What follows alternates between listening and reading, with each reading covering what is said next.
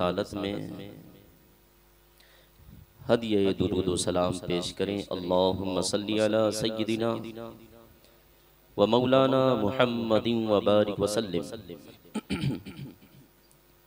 सल्लु अलैहि सलातन व सलामन अलैका या रसूलल्लाह सल्लल्लाहु तआला अलैहि वसल्लम। मुल्के सुखन की शाही तुमको रज़ा मुसल्लम, जिस समते आ गए हो सिक्के बिठा दिए हैं। कल 25 सफरुल मुज़फ़्फ़र इमाम अहले सुन्नत मुजद्दिद दीन व मिल्लत आला हज़रत अज़ीमुल बरकत इमाम अहमद रज़ा ख़ां फ़ाज़िल बरेलवी रदी अल्लाह ताला अन्हु का उर्स मुबारक है। चूँकि आलम इस्लाम के लिए इन्होंने मुहसिनाना किरदार अदा फरमाया है, वो हमारे मोहसिन हैं और अपने मोहसिनों का एहसान मानना ये शैव इस्लाम है। इसलिए हम अपने मोहसिनों का तज़किरा करते हैं। कौम पर, समाज पर, उम्मत मुस्लिमा पर, चाहे वो अरब के रहने वाले हो या अजम के, इमाम अहले सुन्नत का बहुत बड़ा एहसान और उनकी बहुत बड़ी खिदमत मौजूद है। आज की गुफ्तगू में मैं इमाम अहले सुन्नत फ़ाज़िल बरेलवी रदी अल्लाह ताला अन्हु के इल्मी मकाम के सिलसिले में गुफ्तगू करूँगा। चूँकि बुज़ुर्गों ने फरमाया है कि आला हज़रत फ़ाज़िल बरेलवी 14वीं सदी के मुजद्दिद और उन्हें मुजद्दिद अरब के बड़े बड़े उलमा और शयूख ने माना और अहले अरब ने ही इन्हें मुजद्दिद के अलक़ाब से नवाजा है। जो मुजद्दिद होता है वो वली भी होता है, लेकिन आला हज़रत फ़ाज़िल बरेलवी रदी अल्लाह ताला अन्हु पर इनकी विलायत पर इनका इल्म गालिब आ गया, इसलिए इनकी करामात का तज़किरा कम आप सुनते होंगे, इनके इल्म का शोहरा आप ज़्यादा सुनते होंगे। एक मुजद्दिद जब दुनिया में आता है 100 साल पर एक मर्तबा, हर 100 साल का एक मुजद्दिद होता है। वो नबी पाक अलैहिस्सलातु व तस्लीम की जो सुन्नतें लोग धीरे धीरे कम करते हैं, वो मुजद्दिद आकर के उस सुन्नत को दोबारा उजागर फरमाता है। अब बात सिर्फ सुन्नत ही नहीं बल्कि अकायद को भी पसे पुस्त जहाँ पे डाला जाता है, मुजद्दिद उस पर भी काम करता है। फिक्र का मामला हो, मुजद्दिद उस पर भी काम करता है। ये समझें कि मुजद्दिद अल्लाह के नबी सल्लल्लाहु ताला अलैहि वसल्लम का सच्चा नाइब हुआ करता है। इस्लाम के तमाम पहलुओं पर उसकी गहरी नज़र हुआ करती है। जब हम और आप आला हज़रत फ़ाज़िल बरेलवी रदी अल्लाह ताला अन्हु की तारीख़ विलादत और तारीख़ वफ़ात पर नज़र डालेंगे तो हमें मुजद्दिद की एक बड़ी निशानी देखने को मिलेगी। क्योंकि बुज़ुर्गों ने फरमाया, उलमा ने कहा है कि जो मुजद्दिद होता है और जिस सदी का मुजद्दिद होता है, जैसे आला हज़रत फ़ाज़िल बरेलवी ये 14वीं सदी के मुजद्दिद हैं, तो 14वीं सदी शुरू होने से पहले ही उस मुजद्दिद का शोहरा हो जाता है। उसके इल्मी, फ़िक़ही, फ़िक्री बसीरत को लोगों में एक इशाअत मिल जाती है।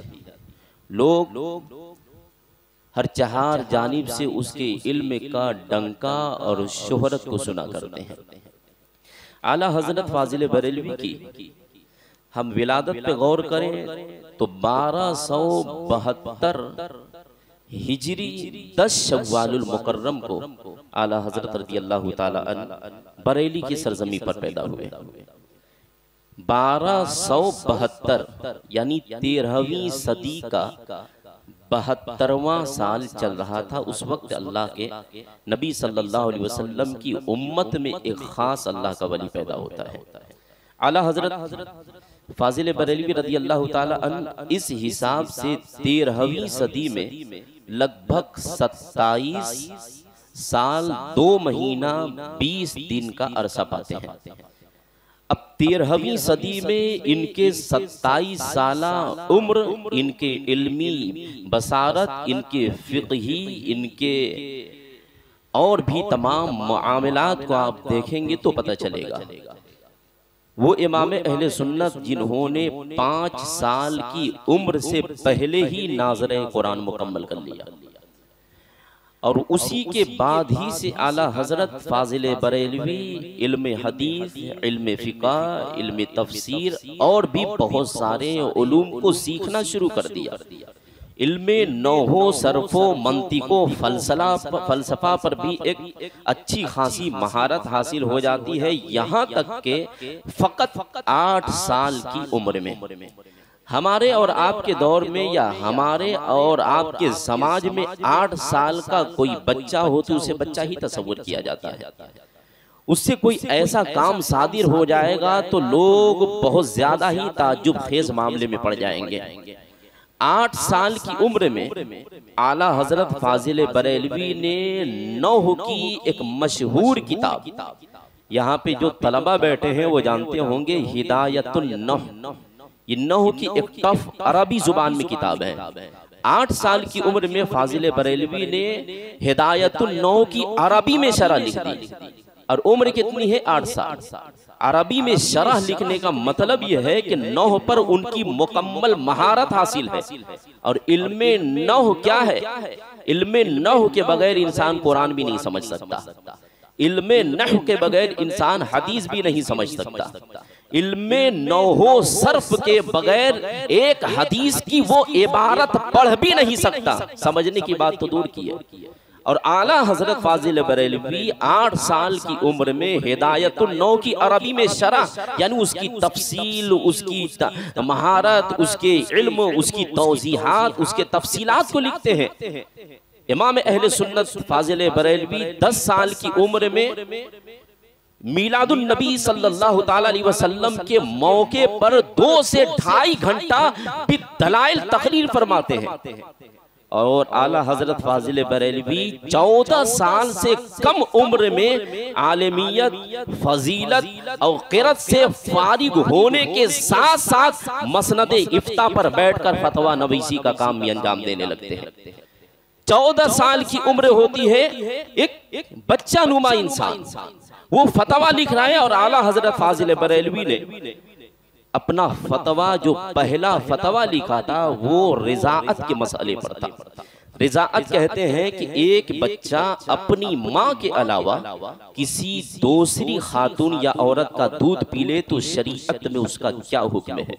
वो भी माँ की तरह, जैसे हुजूर पाक सल्लल्लाहु ताला अलैहि वसल्लम मक्का में पैदा हुए, चंद महीना वहां थे, कबीले बनी साद से हजरत हलीमा सादिया आती हैं, मेरे आका करीम सल्लल्लाहु ताला अलैहि वसल्लम को लेती हैं और उन्हें दूध नोश फरमाती हैं। अरसा दराज तक हजरत हलीमा रदी अल्लाह ताला अन्हा ने नबी कौनैन सल्लल्लाहु ताला अलैहि वसल्लम को अपना दूध पिलाया। इसलिए वो उनकी दूध माँ, जिसे अरबी में रिज़ाई माँ कहते हैं, और वो माँ के हुक्म में होती है। अजीज़ान गिरामी, इसी मसले पर पहला फतवा लिखा और अपने वालिदे बुजुर्गवार हजरत अल्लामा नकी अली खां रदी अल्लाह ताला अन्हो, जो बहुत बड़े आलिम थे, बड़े मुहद्दिस थे, बड़े मुफक्किर थे, बहुत बड़े मुफस्सिर भी थे, उनको फतवा दिखाते हैं और उन्होंने उसमें सही अल जवाबु सही का लफ्ज लगाकर उस फतवे की तस्दीक भी फरमाते हैं। आला हजरत फाजिल बरेलवी उसके बाद और दूसरे उलूम व फनून पर किताबें लिखते हैं। यहाँ तक कि 20 साल की उम्र होती है, कई किताबें भी लिख डालते हैं और मसनदे दरसो तदरीस को भी संभालते हैं, मसनदे इस्तिफ्ता को संभालते हैं, इफ्ता के मसाइल को भी देखते हैं। यहाँ तक कि 13 सदी में उन्होंने 27 साल 2 महीना 20 दिन का अरसा पाया। और इतने वक्त में सरकार आला हजरत हिंदुस्तान के कोने कोने में मशहूर हो गए थे। उनके इल्मी मकाम का शोहरा, उनकी फिक़ह बसीरत का शोहरा सिर्फ हिंदुस्तान ही नहीं बल्कि अरब ममालिक में भी पहुंच चुका था। हज करने गए थे तो उस मौके पर सरकार आला हजरत फाजिल बरेलवी ने अपने इल्म का लोहा अरब की धरती पर भी मनवाकर हिंदुस्तान की सरजमी पर वापस आते हैं। तो मैं कह रहा हूं कि आला हजरत ने 13वीं सदी में 27 साल कुछ महीने का अरसा पाया और उसके बाद उनकी तारीख वफात पर आप अगर गौर करें तो उनकी तारीख वफात 25 सफरुल मुज़फ्फर 1340 हिजरी है। तो इस हिसाब से उन्होंने 40 साल 1 महीना 25 दिन 14वीं सदी में पाया। तो वो है 14वीं सदी के मुजद्दिद। और सरकार आला हजरत फाजिल बरेलवी ने अपने मुजद्दिदाना किरदार किस नहज पर, किस तरीके पर, अपने इल्मी शान और शौकत की बुनियाद पर मनवाया है। आला हजरत फाजिल बरेलवी का एक लक़ब है मोजेज़ातुम मिन मोजेज़ात रसूलिल्लाह, यानी अल्लाह के रसूल सल्लल्लाहु अलैहि वसल्लम के मोजेज़ात में से एक मोजज़े का नाम आला हजरत है, इमाम अहमद रजा है। क्योंकि उम्मत रसूल का जो वली होता है अपने नबी की वो नबूवत की दलील यानी वो मोजज़ा हुआ करता है। अज़ीज़ान गिरामी वक़ार आला हजरत फाजिल बरेलवी के इल्मी मकाम के सिलसिले में मैं गुफ्तगू कर रहा था कि आला हजरत फाजिल बरेलवी रज़ियल्लाहु ताला अन्हु ने अपनी जिंदगी में, उनकी टोटल जिंदगी 68 साल के करीब होती है। 68 साल की उम्र में आला हजरत ने 55 बरस खाली कलम चलाया है। 55 साल तक उन्होंने लिखा है। उनकी लिखावट को देखे, उनकी तहरीर को देखे, ये एक इंसान अपनी मेहनत से काम नहीं कर सकता है, अपनी काबिलियत की बुनियाद पर काम नहीं कर सकता है। इतना बड़ा काम वही कर सकता है जिस पर रसूल पाक की खास इनायत शामिल हो। यही वजह है कि जब आला हजरत फाजिल बरेलवी वफात कर जाते हैं तो मुल्क शाम के एक बहुत बड़े बुजुर्ग ने ख्वाब में नबी पाक अलैहिस्सलाम को देखा कि सहाबा बैठे हैं, सब खामोश हैं, जैसे लग रहा है कि कुछ उदासी जैसा माहौल बना हुआ है। तो वो शामी बुजुर्ग कहते हैं कि मैंने हुजूर पाक अलैहिस्सलाम से फरमाया, हुजूर क्या किसी का इंतजार है? तो फरमाया हाँ, हिंदुस्तान के इमाम अहमद रजा खान का इंतजार है। वो नींद से बेदार होते हैं और फिर वो सोचते हैं कि मैं जरूर हिंदुस्तान वो बरेली शहर जाऊंगा जिनका इंतजार मेरे मुस्तफा ख्वाब में करते हुए मुझे दिखाई दिया। तो सरकार आला हजरत की बारगाह में यानी कि बरेली शरीफ वो हाजिर होते हैं, मुल्क शाम से आते हैं और आने के बाद उनके ताल्लुक से पता करते हैं। तो लोगों ने बताया कि जिस वक्त आपने ख्वाब देखा था 2:38 पर, उस वक्त से सरकार आला हजरत फाजिल बरेलवी इस दुनिया से रहलत फरमा रहे थे। अजीजान गिरामी वकार, ये मकाम नबी कौनैन सल्लल्लाहु अलैहि वसल्लम की बारगाह अक़दस में आला हजरत फाजिल बरेलवी का है। तो मैं उनके इल्म के ताल्लुक से बता रहा था कि सरकार आला हजरत फाजिल बरेलवी ने फतावा एक लिखा है जिसे फतावा रज़विया के नाम से जाना जाता है। फतावा रज़विया पर अगर हम और आप गौर करें तो हमें पता चलेगा इस वक्त पूरी दुनिया में उर्दू जुबान में फतावा रज़विया जैसी ज़ख़ीम किताब कोई मौजूद नहीं है। 30 जिल्दों में ये किताब मौजूद है और 30 जिल्दों में 22,000 सफ़हात पर मुश्तमिल ये फतावा है और उसमें 206 रिसाले मौजूद हैं, यानी 206 छोटी छोटी किताबें मौजूद हैं। हर मसाइल का हल उसमें मौजूद है और यहाँ तक कि आज के डेट में आने वाले जो मसाइल हैं, आज भी जो मसाइल नए नए पैदा हुए हैं उनका जवाब भी फतावा रज़विया शरीफ में मौजूद है।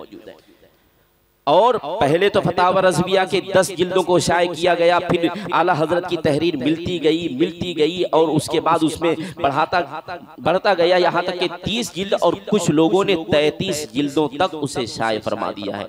और आगे हो सकता है वो और भी जिल्दें बढ़ती जाएं, क्योंकि आला हजरत फाजिल बरेलवी ने बहुत सारी किताबें लिखी और कहीं लिखी वहाँ पे उन तहरीरों को रख दिया और उसके शाये करने का इंतजाम ना हुआ। बाद में धीरे धीरे लोगों ने शाये फरमाया मुबारकपुर जामिया अशरफिया से पहली मर्तबा फतावा रज़विया जो शाये हुआ, सरकार आला हजरत फाजिल बरेलवी ने 22,000 सफ़हात सिर्फ फतावा रज़विया में मौजूद है, और उसके अलावा 1,000 रसाइल आला हजरत के अलग से मौजूद है। 1,000 किताबें आला हजरत ने लिखी हैं। 1 लाख से जायद सफ़हात उनकी तहरीरों में मिलते हैं। हम और आप अगर लिखना चाहें तो हमारी जिंदगी खत्म हो जाएगी, हम 1,000 सफ़हात नहीं लिख पाएंगे। हमारी सुमरात के इस वक्त के जो आलिम भी है वो भी लिखना चाहेंगे, 1-2 हज़ार लिखेंगे सफ़हात और फिर उनकी उम्र दराज कर जाएंगे।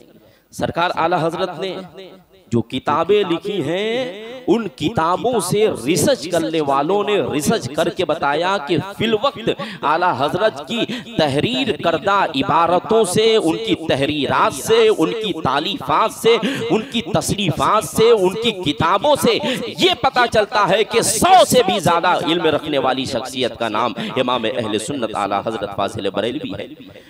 जिस भी तरीके से लोग सवाल करते फतावा रज़विया है, फतावा रज़विया में जिन लोगों ने सवाल किया यानी साइलीन की तादाद 4,000 से जायद मौजूद है। 4,000 से जायद लोगों ने सवाल किया है, उनके नाम उसमें दर्ज है, और उन 4,000 में से 1,060 उलमाए किराम ने सवाल किया है, जो वक्त के बड़े बड़े आलिम थे, जो वक्त के बड़े बड़े मुफ्ती थे, बड़े बड़े फाजिल थे, उन लोगों ने भी इस्तिफ्ता फरमाया है सरकार आला हजरत फाजिल बरेलवी से। और आला हजरत की बारगाह में जब कोई सवाल आता तो सरकार आला हजरत उसका जब जवाब देते तो साइल की समझ बूझ की बुनियाद पर देते, या तो साइल की समझ बूझ की बुनियाद पर देते, या साइल ने जिस जगह से सवाल किया है उस जगह के माहौल को देखते हुए आला हजरत जवाब देते। सरकार आला हजरत फाजिल बरेलवी से अगर कोई उर्दू में सवाल करता जवाब उर्दू में देते, कोई अरबी में सवाल करता जवाब अरबी में देते, कोई फारसी में सवाल करता जवाब फारसी में देते, कोई नज़म यानी शेर की सूरत में सवाल करता तो जवाब शेर की सूरत में देते। यहाँ तक कि एक साहब ने हिसाब और गणित में सवाल किया, जवाब भी उसी हिसाब के लहजे में दिए। और शेर की सूरत में जिस बहर पर जिस रदीफो काफिया पे सवाल किया जाता उसी के नहज उसी तरीके पे आला हजरत जवाब देते। तो सोचे कितना बड़ा फैजान है रसूल पाक सल्लल्लाहु अलैहि वसल्लम का ज़ात इमाम अहले सुन्नत पर। आला हजरत फाजिल बरेलवी रज़ियल्लाहु ताला अन्हु के बचपन के एक उस्ताद थे जिनका नाम था मिर्जा गुलाम कादिर बैग रहमतुल्लाह अलैहि, आला हजरत के उस्ताद हैं।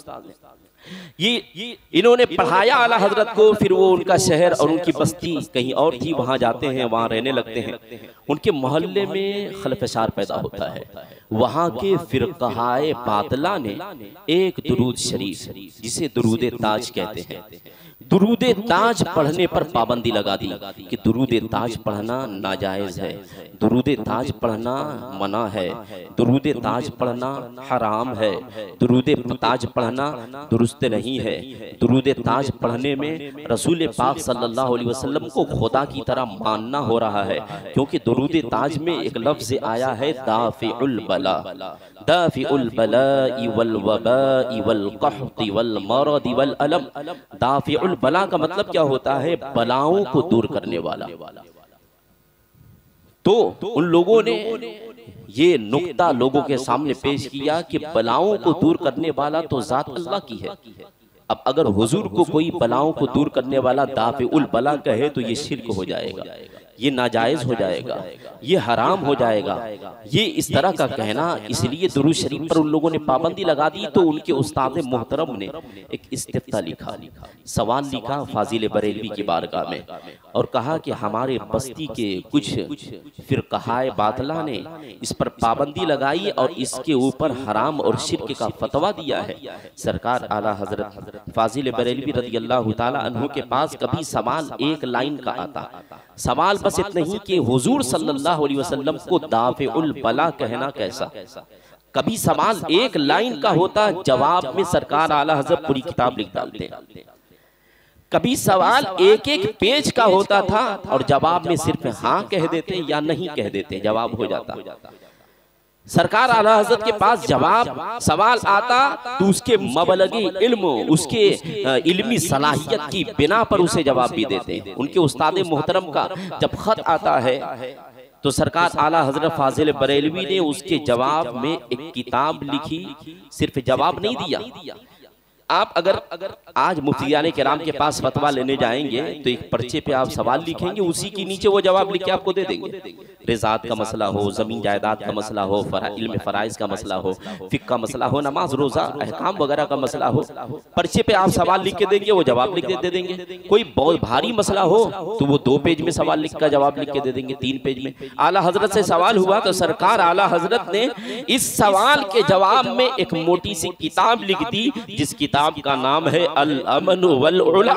सरकार आला हजरत फाजिल बरेलवी ने इस किताब में सबसे पहले कुरान करीम की एक आयत करीमा को अपना मौजू बनाते हुए ये साबित फरमाया कि हुजूर पाक सल्लल्लाहु ताला अलैहि वसल्लम को दाफिउल बला कहना जायज है, दुरुस्त है। फिर उसके बाद बहुत सारी आयतें, यहाँ तक के 300 अहादीस और कुरान की आयतों से प्यारे आका सल्लल्लाहु अलैहि वसल्लम को दाफिउल बला कहना जायज है, दुरुस्त है, सही है। इस पर एक किताब लिख दी और उस किताब का नाम अल अमन वल उला है। आज भी इस किताब को पढ़ करके अहले ईमान के ईमान में ताजगी, रोशनी और दावना की पैदा होती है। सरकार आला हजरत फाजिल बरेलवी की बारगाह में एक और इस्तिफ्ता आता है कि हुजूर पाक सल्लल्लाहु ताला अलैहि वसल्लम को सबसे अफजल मानना, कि हुजूर सब में अफजल है, सारे रसूलों में अफजल, सारे नबियों में अफजल है।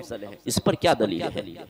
इस पर क्या दलील है? तो हुजूर पाक सल्लल्लाहु ताला अलैहि वसल्लम की अफजलियत पर सरकार आला हजरत ने किताब लिखी और उस किताब में एक आयत को मौजू बनाया, तिलकर रुसूल फद्दलना बअदहुम अला बअद। रसूल पाक सल्लल्लाहु अलैहि वसल्लम की फजीलत पर एक आयत को मौजू बनाते हुए इसके ज़िम्ने में 60 आयाते मुकद्दसा से साबित फरमाया कि हुजूर सारे नबियों और रसूलों में अफजल है, बल्कि अल्लाह के बाद तमाम मखलूकात में सबसे अफजल मोहम्मद मुस्तफ़ा सल्लल्लाहु ताला अलैहि वसल्लम की ज़ात मुबारका है। 60 आयतों से, उसके बाद सैकड़ों अहादीस से, अक़वाले सहाबा से, अइम्मा के अक़वाल से ये साबित फरमाया कि मेरे रसूल सल्लल्लाहु ताला अलैहि वसल्लम सबसे अफजल हैं। और फिर सरकार आला हजरत ने अपने शेर के जरिए से हमें ज़हनो फिक्र दे दिया कि सरकार आला हजरत फरमाते हैं कि सबसे आला वो औला हमारा नबी, सबसे बाला वो वाला हमारा नबी, अपने मौला का प्यारा हमारा नबी, दोनों आलम का दूल्हा हमारा नबी, सारे अच्छों से अच्छा समझिए जिसे है उस अच्छे से अच्छा हमारा नबी, सारे ऊंचों में ऊंचा समझिए जिसे है उस ऊंचे से ऊंचा हमारा नबी। कौन देता है? देने को मुंह चाहिए, देने वाला है सच्चा हमारा नबी। कमजदों को रजा मुझदा दीजे के है बेकसों का सहारा हमारा नबी। अजीजान मोहतरम, ये सरकार आला हजरत की इल्मी सलाहियत है, ये आला हजरत का इल्मी मकाम है, ये आला हजरत का इल्मी शऊर है कि सरकार आला हजरत से सिर्फ अहले सुन्नत के उलमा और अवामुन नास सवाल नहीं करते, बल्कि गैर लोग भी आला हजरत से सवाल करते। एक देवबंद का मौलाना जिसे फराइज के सिलसिले में, यानी इल्म फराइज जिसे मीरास कहते हैं, विरासत का जो मसला था, उसके सिलसिले में कोई मसले में फंस जाता है, अपने उलमा से, दूसरे लोगों से उसका हल मतलूब करना चाहा लेकिन हल ना हो सका, तो किसी ने बताया कि अगर तुम्हें इसका हल चाहिए तो आला हजरत की बारगाह में इस्तिफ्ता पेश करो। पहले लोग खत लिखते थे, उसमें सवाल लिखते थे और उसे इरसाल करते थे डाक द्वारा। तो उसने भी सवाल लिखा और सवाल लिखने के बाद सरकार आला हजरत की बारगाह में इरसाल कर दिया। आला हजरत फाजिल बरेलवी ने उसका सवाल देखा तो सरकार आला हजरत को वो मलका हासिल था कि सवाल करने वाला साइल का सवाल देखकर जान जाते थे कि ये ईमान वाला है कि नहीं, ये इल्म वाला है कि नहीं, ये इश्क वाला है कि नहीं, ये मोहब्बत वाला है कि नहीं। तो सरकार आला हजरत ने उसके सवाल का जवाब बाद में दिया। पहले उन्होंने लिखा ये साइल फाजिल हदाहुल्लाह ताला, फिर उसे दुआ दी। साइल फाजिल का मतलब कि ये जो साइल है, सवाल करने वाला है, ये फजीलत किया है। जैसे हमारे यहाँ होती है ना जश्न दस्तार फजीलत, यानी आलिम कोर्स पढ़ा है, ये इल्म रखता है, ये फाजिल है। फिर कहते हैं हदाहुल्लाह ताला, अल्लाह इसे हिदायत दे। काफिर के लिए हिदायत की दुआ कर सकते हैं जब तक वो जिंदा हो, जब तक वो बहायात हो। मरने के बाद दुआ करना उसके लिए कुफ्र है। इसलिए जनाजे में जाना अगर जायज समझ के कोई जाता है तो कुफ्र हो जाता है, और जायज समझ के ना जाए तब भी हराम होगा। अब कुफ्र होगा तो निकाह टूट जाएगा, कुफ्र होगा तो बैअत टूट जाएगी, कुफ्र होगा तो फिर से ईमान में दाखिल होना पड़ेगा। इसलिए बचें वहाबियों देवबंदियों के जनाजे में जाने से, मामला बहुत दूर का हो जाता है। अजीज़ान किरामी वकार, सरकार आला हजरत फाजिल बरेलवी रदी अल्लाह ताला अन्हु ने ये जवाब लिखा और फिर उसे इरसाल कर दिया। अब उस शख्स ने जैसे ही सवाल का जवाब देखना चाहा तो जवाब बाद में नजर आया, उसकी हकीकत पहले पता चली। ये साइल फाजिल हदाहुल्लाह ताला, उसने जब जवाब देखा तो कहा कि सरकार आला हजरत को कैसे पता कि मैं फजीलत भी किया हूँ, और उनको ये भी कैसे पता कि मैं सुन्नी सही अकीदा मुसलमान नहीं हूँ, मैं किसी दूसरे फिरके से ताल्लुक रखता हूँ। तो फिर वो समझ जाता है कि मैं जिस नबी पाक अलैहिस्सलातु व तस्लीम के गैब दानी पर उंगलियां उठाता हूँ, उनके उम्मत का इमाम अहमद रजा जब ये इल्म रखता है तो फिर इल्म रसूल का आलम क्या होगा। वो अपने गुनाहों से तौबा करता है, अपने मजहब से तौबा करता है, अपने दीन से तौबा करता है और सुन्नी जमात में दाखिल होता है। ये सरकार आला हजरत की इल्मी सलाहियत है। सरकार आला हजरत फाजिल बरेलवी रदी अल्लाह ताला अन्हु से जिस तरीके से इंसान सवाल करता वैसे ही उसका जवाब देते हैं। सरकार आला हजरत फाजिल बरेलवी ने एक और किताब लिखी और हमारे हाथों में, हमारे घरों घर में वो किताब मौजूद होती है, और ये बहुत बड़ा तोहफा है सरकार आला हजरत रदी अल्लाह ताला अन्हु का, जिसे हम कंजुल ईमान कहते हैं। कंजुल ईमान का मतलब ही होता है ईमान का खजाना, और वाकई ये ईमान का खजाना है। आला हजरत के खलीफा हजरत अल्लामा ज़फरुद्दीन बिहारी रदी अल्लाह ताला अन्हु ये फरमाते हैं, आले रसूल फरमाते हैं कि कंजुल ईमान आला हजरत रदी अल्लाह ताला अन्हु की जो उर्दू तर्जमे कुरान है, आला हजरत ने जिस तरीके से तर्जमे कुरान फरमाया है बिल्कुल इसके रसूल की रोशनी में फरमाया है, और जो लफ्ज जहां पे लिख दिया है वो लफ्ज वहीं सेट होता है। कोई एक लफ्ज वहां से हटाने लायक नहीं है, वही सबसे बेहतर लफ्ज है जो आला हजरत फाजिल बरेलवी ने तर्जमा किया है। और मैंने कुरान करीम की एक आयत करीमा की तिलावत की जो कि सूरह फातिहा की आयत है, इहदिनस सिरातल मुस्तकीम, और इसलिए भी मैंने पढ़ा कि अगर वक्त होगा तो मैं इसकी थोड़ी सी वजाहत भी करूंगा आला हजरत के तर्जमे के ताल्लुक से, लेकिन 55 हो चुका है। मैं अपनी बात को बस थोड़ी ही देर में खत्म करूंगा। सरकार आला हजरत ने तर्जमा कंजुल ईमान, तर्जमा कुरान कंजुल ईमान जो हमारे हवाले किया है, मुख्तसर अंदाज में तर्जमा फरमाया है। फरमाते हैं अल्लामा ज़फरुद्दीन बिहारी कि इस तर्जमा कुरान में इसके रसूल की बू भी आती है, जो लफ्ज़ जहां है वहीं सेठ भी होता है, और ये बड़ी बड़ी किताबों के तौर तरीके पर एक मुख्तसर अंदाज में तर्जमा भी है और उसकी तफसीर भी मौजूद है। नबी कौनैन सल्लल्लाहु ताला अलैहि वसल्लम पर नाजिल होने वाली किताब कुरान अजीम का जो तर्जमा किया, तो कुरान जो अरबी जुबान में है उसके उर्दू जुबान की रूह देखना हो तो कंजुल ईमान को देखो। उर्दू जुबान में जो कुरान की रूह है वो कंजुल ईमान मौजूद है। बहुत सारे तराजिम हैं और जो गैरों ने भी तर्जमा किया है, तो उस तर्जमा को देखें, आला हजरत को तर्जमा को देखें तो वो कुरान का भी तर्जमा करते हैं और गुस्ताखी भी करते हैं। कुरान का तर्जमा भी करते हैं, हुजूर को गुनहगार साबित करते हैं माज़अल्लाह। कुरान का तर्जमा करते हैं, हुजूर को गुमराह भी लिख देते हैं उसी तर्जमा कुरान में माज़अल्लाह। कुरान का तर्जमा भी करते हैं, इहदिनस सिरातल मुस्तकीम का माना भी उनकी किताबों में सही नहीं लिखा है। तो बताओ, जिस दर से ईमान मिला, जिस दर से नमाज मिली, जिस दर से सब कुछ मिला, जिस दर से हमें खुदा का पता मिला, और जिस दर के लिए ये ऐलान हुआ कि ए महबूब मैं नहीं कहूंगा कि खुदा एक है, तुम खुद कहो कुल हुवल्लाहु अहद कि खुदा एक है। खुदा अपना तारुफ भी अपने महबूब के जरिए से करवा रहा है, खुदा अपना इंट्रोडक्शन भी अपने महबूब के जरिए से करवा रहा है। उसी महबूब की शान को घटाने की कोशिशें इन बद मजहबों ने की है। अजीजाने गिरामी वकार, पहले के अदवार में बताया जाता था कि वहाबियत क्या है, पहले के दौरों में बताया जाता था कि देवबंदियत क्या है, उनके अकायद से लोगों को रूशनाश कराया जाता था, इसलिए लोग दूर रहते थे। लेकिन अब मिल के रहते हैं, पता ही नहीं चलता है सुन्नी कौन है, देवबंदी कौन है, सुन्नी कौन है, वहाबी कौन है, अरे आशिके रसूल कौन है और गद्दारे रसूल कौन है, आशिके मुस्तफा कौन है, गुस्ताखे मुस्तफा कौन है। इसलिए आशिक की पहचान अलग होती है, गुस्ताखों की पहचान अलग होती है। मैं मामला इस पर कल गुफ्तगू करूंगा, क्योंकि कल आला हजरत के उर्स के मौके पर इस मस्जिद में नमाज जोहर के बाद प्रोग्राम का इंतजाम किया गया है। आप हजरात से गुजारिश है कि आप उसमें शिरकत फरमाएं, और ये भी गुजारिश है कि आप कल के प्रोग्राम की तबर्रुक में हिस्सा लेने की भी कोशिश फरमाएं। आला हजरत के फैजान से रसूल पाक सल्लल्लाहु तआला अलैहि वसल्लम की इनायतों से माला माल हो। अस्तगफिरुल्लाहल अज़ीम, अस्तगफिरुल्लाह रब्बल बराया व मा अलैना इल्लल बलागुल मुबीन। अस्सलामु अलैकुम। सुन्नत पढ़ने